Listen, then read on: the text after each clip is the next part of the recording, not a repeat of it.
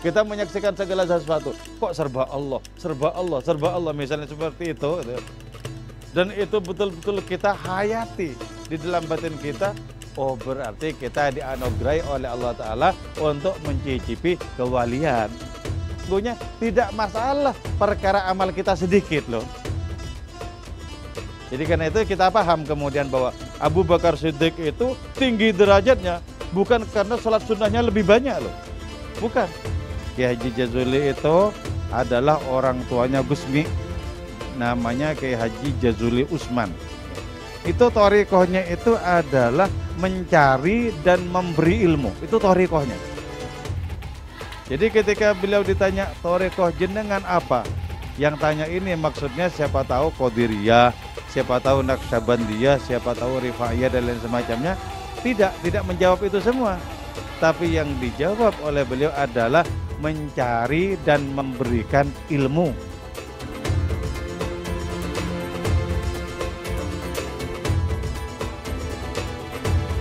Bismillahirrahmanirrahim.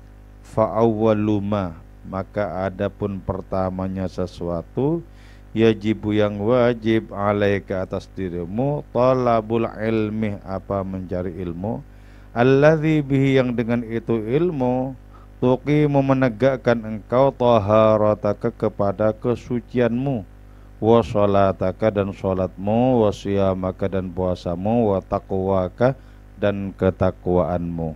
Oke ya. Pertama-tama yang wajib bagi diri kita itu sebenarnya apa? Yang wajib bagi diri kita adalah ilmu. Yang dengan ilmu itulah kita kemudian bisa menegakkan kesucian kita, menegakkan sholat kita, menegakkan puasa kita. Jadi ilmu itu yang terpenting. Ilmu, karena itu ya, orang di dalam mencari dan menyebarkan ilmu itu sesungguhnya merupakan perbuatan yang paling utama. Jadi karena itu ada thariqah seorang kiai di pondok itu. Apa thariqahnya? Mengajar dan mencari ilmu.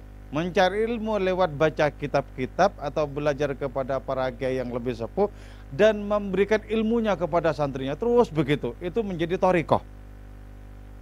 Misalnya ya, thariqahnya Kiai Haji Jazuli ya. Kiai Haji Jazuli itu adalah orang tuanya Gusmi, namanya Kiai Haji Jazuli Usman. Itu thariqahnya itu adalah mencari dan memberi ilmu. Itu thariqahnya. Jadi ketika beliau ditanya thariqah jenengan apa? Yang tanya ini maksudnya siapa tahu Qadiriyah, siapa tahu Naqsyabandiyah, siapa tahu Rifaiyah dan lain semacamnya. Tidak menjawab itu semua. Tapi yang dijawab oleh beliau adalah mencari dan memberikan ilmu. Jadi itu sudah merupakan thariqah tersendiri. Dan mencari ilmu ini tidak akan pernah ada batasnya. Kenapa? Karena tersambung dengan Allah Ta'ala yang ilmu pengetahuannya tidak ada batasnya. Jadi ilmu Allah Ta'ala itu tidak terbatasi oleh apapun, tidak dibatasi oleh limit apapun, tidak. Jadi ilmu Allah Ta'ala itu betul-betul tidak terhingga. Tidak terhingga. Oke ya. Jadi apa yang perlu kita ketahui? Yaitu pertama berkaitan dengan seberapa kita bisa menegakkan kesucian. Jadi loh, begini loh caranya, bagaimana kesucian itu bisa kita tegakkan. Begini ya, di dalam hidup ini, di penglihatan lahiriah kita, ada banyak sekali keanekaragaman. Di dalam hidup ini ada manusia, manusianya bermacam-macam, ada budaya, budaya bermacam-macam, ada bahasa juga bermacam-macam, gitu ya. Dan kita pandang semua itu sebagai komponen-komponen yang hidup. Nah, coba kita matikan semua itu, dan yang hidup itu cuma Allah, gitu ya. Coba semuanya dimatikan, yang hidup cuma Allah. Semuanya ditiadakan, yang betul-betul ada cuma Allah. Kalau itu sukses kita lakukan seperti itu, maka kita akan mencapai kesucian. Coba misalnya ya, la ilaha illallah, tidak ada yang ada selain Allah.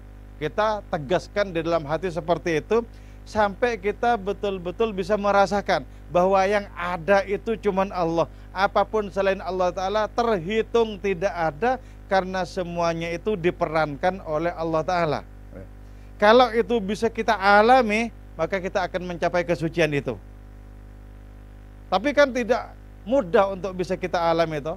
Misal kita mencoba untuk menafikan makhluk-makhluk, tetap ada di pikiran kita, ada ya. Kita mencoba untuk mematikan makhluk-makhluk, tetap ada di pikiran kita, itu ada, nggak mati-mati juga katanya. Nah, itu berarti apa? Berarti belum berhasil untuk menegakkan kesucian. Belum berhasil. Jadi kalau kita ingin menegakkan kesucian, nafikan apapun yang selain Allah Subhanahu wa taala. Nah, nanti di situ kita akan menyaksikan segala sesuatu itu ternyata bisa menjadi serba Allah. Bisa itu ternyata. Segala sesuatu itu bisa kita saksikan berasal usul dari Allah, dan Allah berada di balik segala sesuatu itu. Bisa dengan perkenan Allah Subhanahu wa taala. Tapi kalau tidak diperkenankan, sampai ribuan tahun kita habiskan, tidak akan pernah bisa kita mengatakan bahwa yang betul-betul ada itu cuman Allah. Itu tidak bisa. Tidak bisa. Jadi untuk bisa menjadikan hal seperti itu, maka teroboslah segala sesuatu sebagai ketiadaan. Bisa coba? Bisa Pak? Sulit ya? Sepertinya dilihat dari wajahnya itu angel sekali. Bisa Pak? Bahwa yang ada cuman Allah. Betul? Betul. Dalam batin kita bahwa yang ada cuman Allah Ta'ala. Bisakah kita menafikan diri sendiri?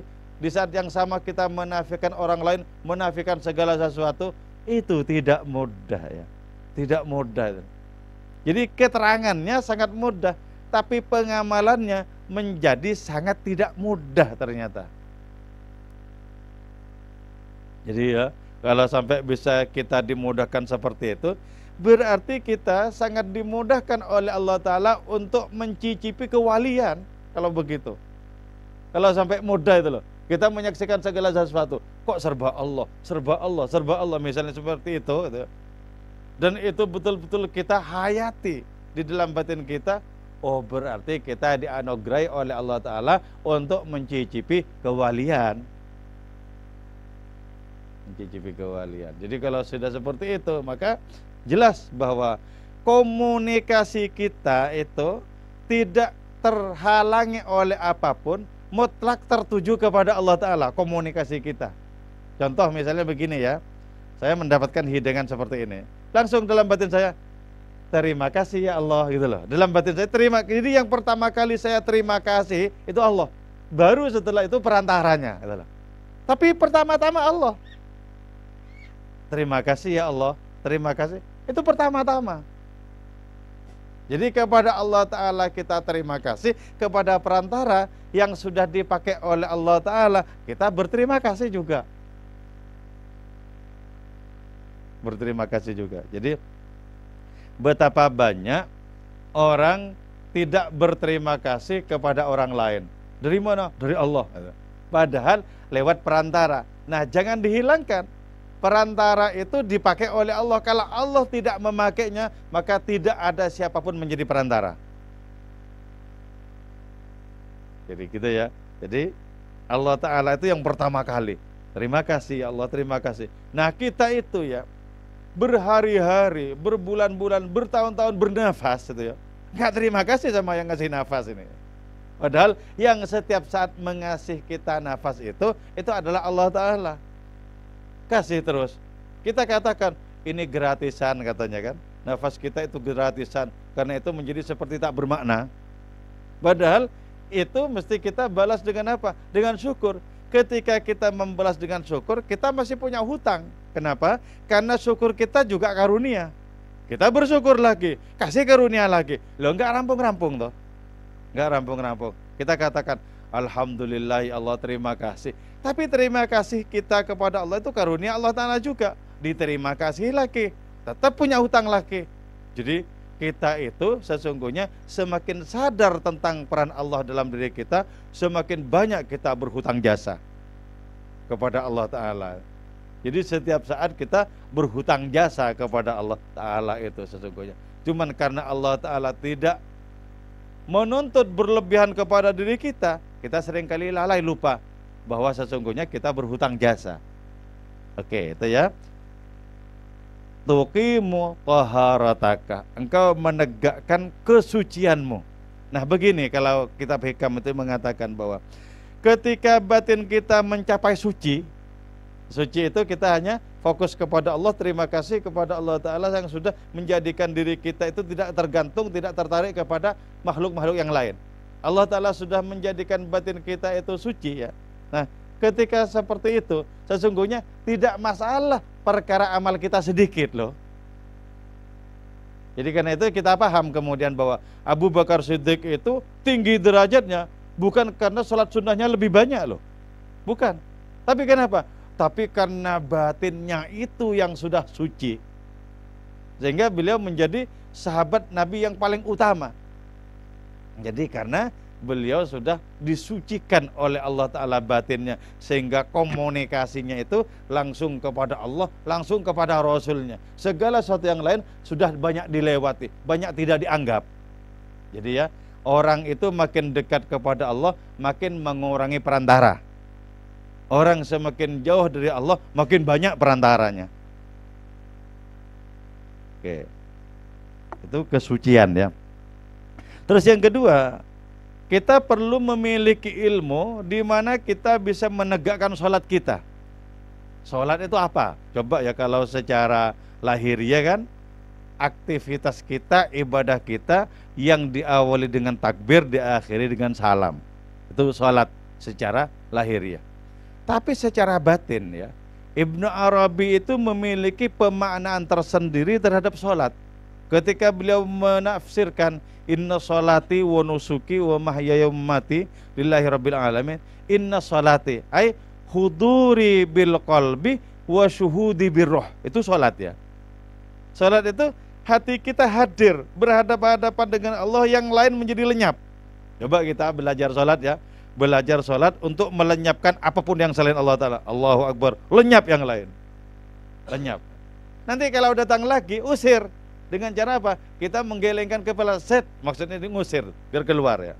Datang lagi, usir lagi, datang lagi, usir lagi. Kalau terus-terusan datang tak bisa diusir, itu berarti belum waktunya. Oh, diusir aja balik lagi, usir balik lagi.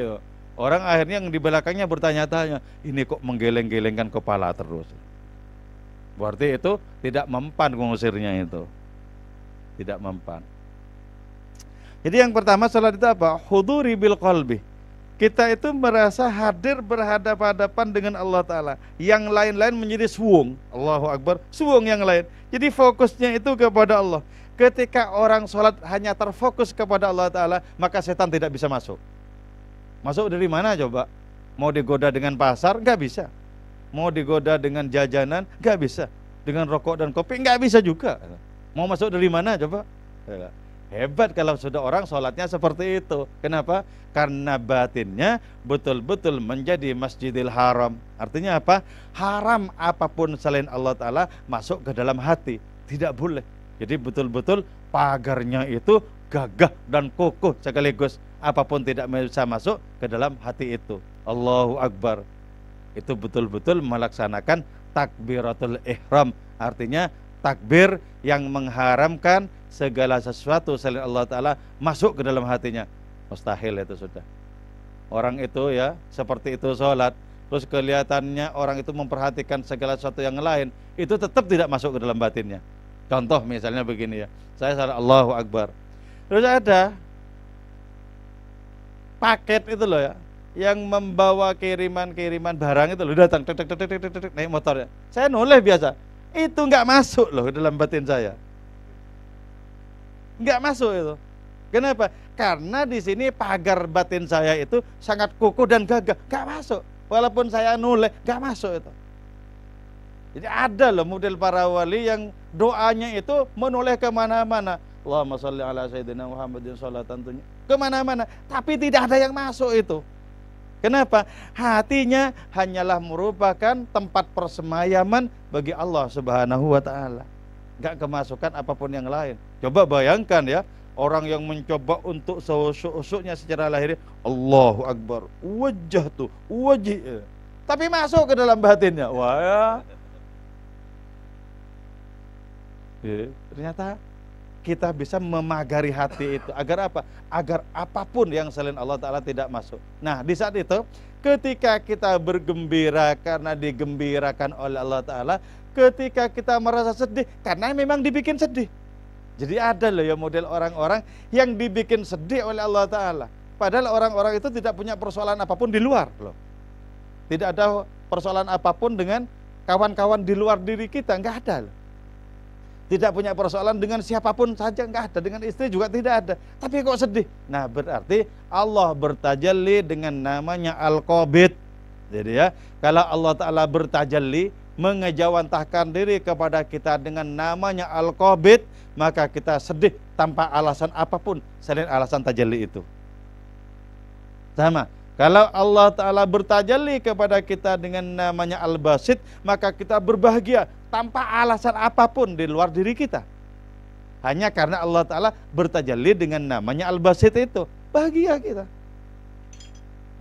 Jadi ada orang yang sudah dibebaskan oleh Allah Ta'ala dari berbagai macam pengaruh di luar dirinya. Ada dibebaskan seperti itu. Jadi gemuruh dunia kalau seperti itu, nggak pengaruh apapun itu. Nggak pengaruh gemuruh dunia itu. Jadi hebat ya. Orang seperti itu berarti apa? Sudah tidak terganggu oleh segala sesuatu di luar dirinya sendiri. Tidak terganggu. Mutlak komunikasinya hanya dengan Allah Subhanahu wa ta'ala. Itu sholat namanya. Sholat. Nah, karena itu begini ya. Kalau kita memasuki dimensi rohani yang seperti ini dan kita tidak menghafal berapa jumlah rakaat sholat, kita bisa lupa loh. Ini yang ketiga apa yang keempat, lupa. Tapi lupanya bukan karena ingat segala sesuatu yang lain ya. Kalau lupanya kita kan karena ingat ya. Ingat macam-macam itu loh. Ingat ini, lupa akhirnya. Lupa. Encan reng Madura tapi sor. Lupa. Nah, tidak karena itu sebenarnya. Cuman dari saking fokusnya kepada Allah Ta'ala jadi lupa. Jadi karena itu ya, saya pernah main ke rumahnya Kiai Haji Muhammad Zuhri ya, almarhum di Pati sana. Beliau itu kalau doa itu kan seperti langsung mengucapkan kepada Allah Ta'ala yang ada di hadapannya begitu.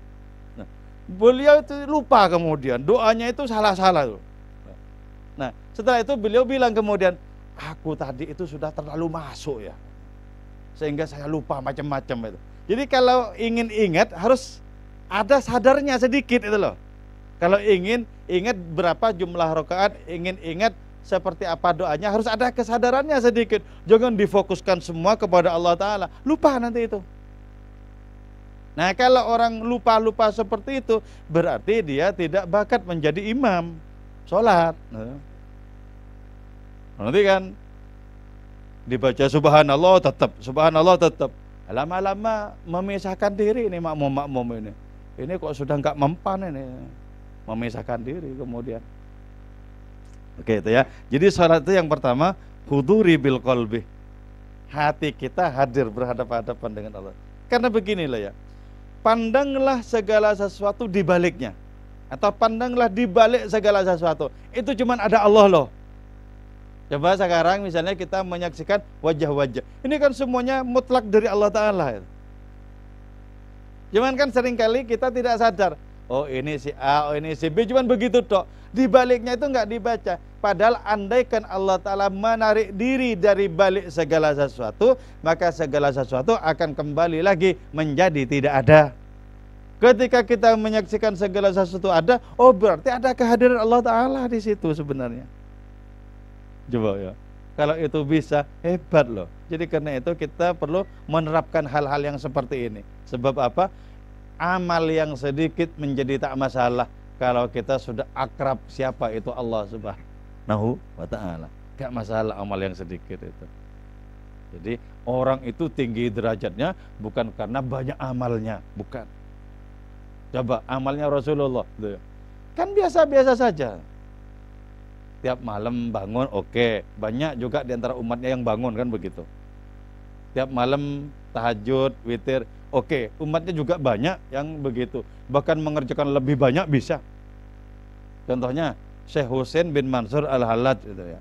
Itu sholat sunnahnya setiap hari 1000 rakaat loh. Tapi kok tidak lebih mulia ketimbang Rasulullah? Oh, itu bukan berarti bergantung kepada amal untuk kemuliaan itu. Bukan. Tapi bergantung kepada seberapa kesucian hati kita, bergantung kepada seberapa karunia rohani diberikan oleh Allah Ta'ala kepada diri kita. Terus yang kedua, sholat itu apa? Wa syuhudi birroh. Roh kita sudah menyaksikan Allah Ta'ala. Bagaimana caranya? Beginilah ya caranya. Salah satu cara ini ya. Tapi setiap cara akan menjadi tertekuk di hadapan karunia Allah Ta'ala. Jadi cuman tugas saya ngasih tahu caranya seperti apa.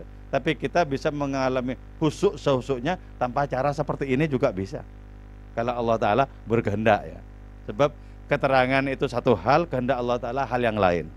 Jadi bisa saja bertemu, bisa saja juga tidak bertemu antara keterangan dengan kehendak Allah Ta'ala.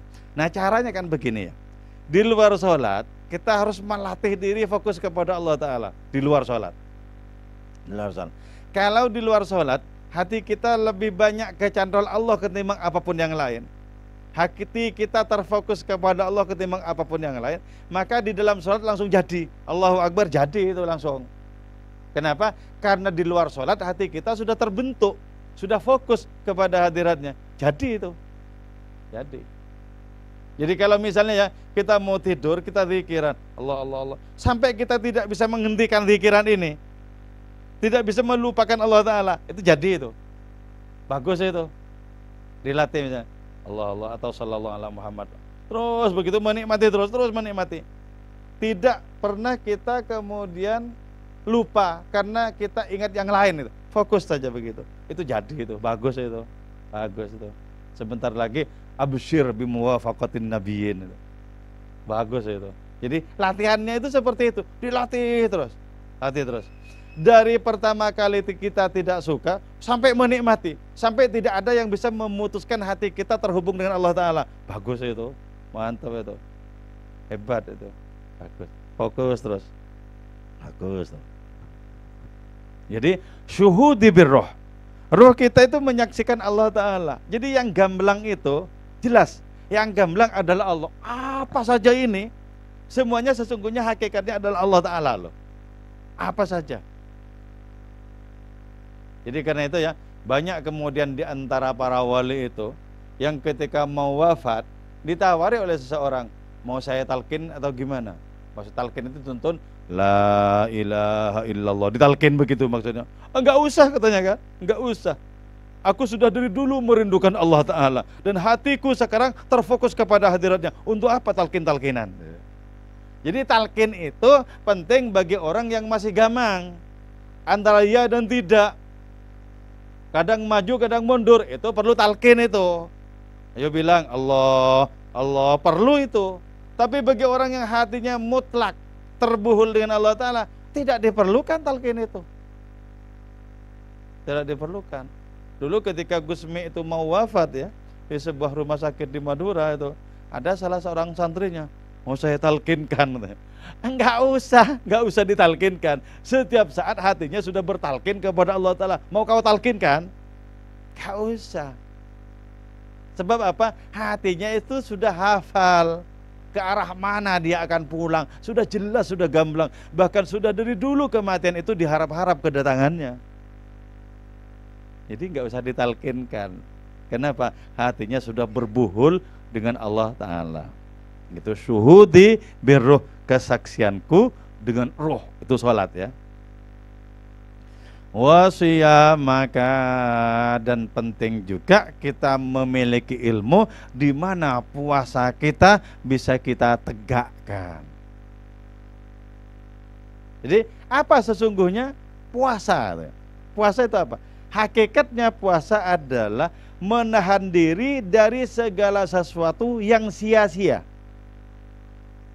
Idza mal mar'u sama anid danaya fakullu syuhurihi syahrus siyami. Kalau seseorang berpuasa dari segala sesuatu yang sia-sia, yang percuma, yang tidak bernilai, maka sesungguhnya bulan orang itu di dalam setahun semuanya adalah bulan puasa. Kalau begitu enak kalau gitu. Kenapa? Karena setiap hari bulan Ramadan, bulan puasa. Nah, kalau sudah seperti itu, maka orang ini bisa mendapatkan Lailatul Qadar itu tidak hanya di bulan puasa. Banyak yang mendapatkan Lailatul Qadar di luar bulan puasa. Ada juga. Tapi untuk orang-orang yang sudah menciptakan seluruh bulan yang lain, sudah menjelma sebagai bulan Ramadan. Kenapa? Hatinya sudah berpuasa dari segala sesuatu yang sia-sia itu. Jadi bagaimana mungkin nilai ibadah seseorang itu tidak dibalas selama-lamanya? Wong betapa fokusnya hatinya kepada Allah Ta'ala itu. Yang lain apapun itu sudah tersingkirkan. Ya Mak ya. Di dalam kehidupan bersama ya, hal yang seperti ini tidak bisa langsung kita lakukan. Kenapa? Karena boleh jadi kita itu dianugerahi kekuatan oleh Allah Ta'ala, tapi orang-orang yang terhubung dengan diri kita belum kuat itu loh. Itulah sebabnya ya kenapa wali-wali jadzab itu kok penampilannya seperti itu. Kenapa kok seperti itu? Kok tidak seperti orang kebanyakan? Sebab kalau seperti orang kebanyakan, boleh jadi nanti anak istrinya yang nggak kuat gitu loh. Sehingga dengan demikian berarti sudah dipersiapkan. Si jadzab ini betul-betul termabuk-mabuk kepada Allah, sudah dipersiapkan sebelumnya. Jadi betapa sesungguhnya sangat mudah untuk sampai kepada Allah Ta'ala, tapi sangat sulit juga. Antara mudah dan sulit jaraknya sangat jauh. Kalau kita dikehendaki oleh Allah Ta'ala mudah, alhamdulillah enak sekali. Tapi ketika belum dikehendaki, betapa angilnya. Kita mencoba latihan bermalam-malam berdoa, tetap nggak jadi juga. Jadi itu kenapa? Karena belum dikehendaki. Kalau sudah dikehendaki, jadi itu kemudian nanti gampang sekali jadinya. Tapi kalau belum dikehendaki, sampai kapanpun itu hanya diberikan oleh Allah Ta'ala setetes demi setetes, diberikan setetes demi setetes. Terus makin senang, mungkin butuh berapa puluh tahun, jadi. Tapi tidak selamanya seperti itu. Ada yang membutuhkan berapa puluh tahun, malah nggak jadi, malah mundur. Bisa juga itu. Jadi mudah kalau bersamaan dengan kehendak Allah Ta'ala, menjadi sulit kalau kita gantungkan kepada adanya jihad atau kesungguhan diri kita, menjadi sulit. Oke ya, ternyata sampai di sini saya kira mau sampai di bawah, tapi ternyata sudah setengah jaman ada ya. Oke, saya kira itu saja. Moga-moga kita paham, moga-moga Allah menganugerahkan amal kepada kita, menganugerahkan adanya kondisi rohani yang bagus, kondisi rohani yang terfokus kepada hadiratnya. Moga-moga kita bertambah umur, makin bertambah akrab dengan Allah Subhanahu wa Ta'ala, makin berguna bagi kehidupan sesama. Amin ya mujibas sailin. Wal afu minkum. Wassalamualaikum warahmatullahi wabarakatuh.